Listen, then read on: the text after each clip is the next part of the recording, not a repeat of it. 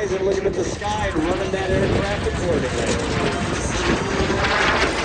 So what you do is you look at points of overlooking towards Santa Clara, the mountains, looking toward outside of the ocean, and looking over to the south, over by the mountains by Point Magoo, gathering his reference while he looks. There's actually ground reference right here on the ground here in front of him, with the lines for the entries in and out. Think about that. It's true. I spent a lot of time, I don't know for those who know me, but when I'm doing aviation work, I run a Harley-Davidson riding academy and teach people how to ride motorcycles.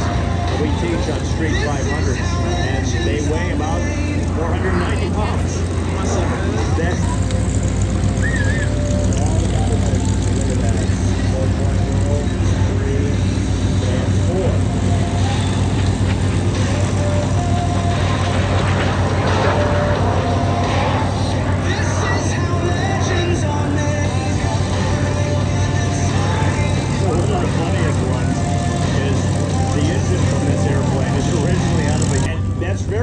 Because with that, as I said, we live off weight and balance.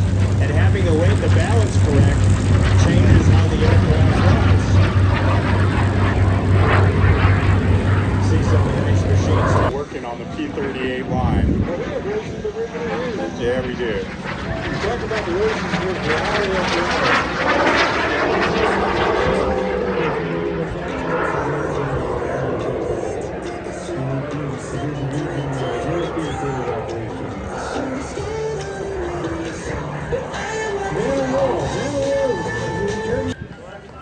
One of the things that's really unique about these aircraft and all the aircraft, part of creating a machine is looking at the flight envelope. The flight envelope is basically the sweet spots in an aircraft where you're going to cruise, your top speeds, and then your landing speeds. So I want you to watch as Tori flies. You've seen some more about these airplanes.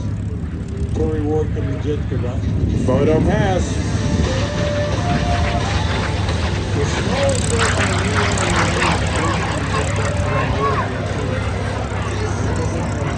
Obsessive about doing something.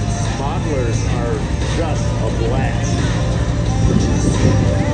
All right, as you can see, bringing that aircraft into land, and as we were talking about flight envelope, you just see the speed of that. So it slows down, it's nice and slow and easy. There's cars going down the freeway right now, northbound on the 101, that are probably going faster than he's landing that aircraft. So now the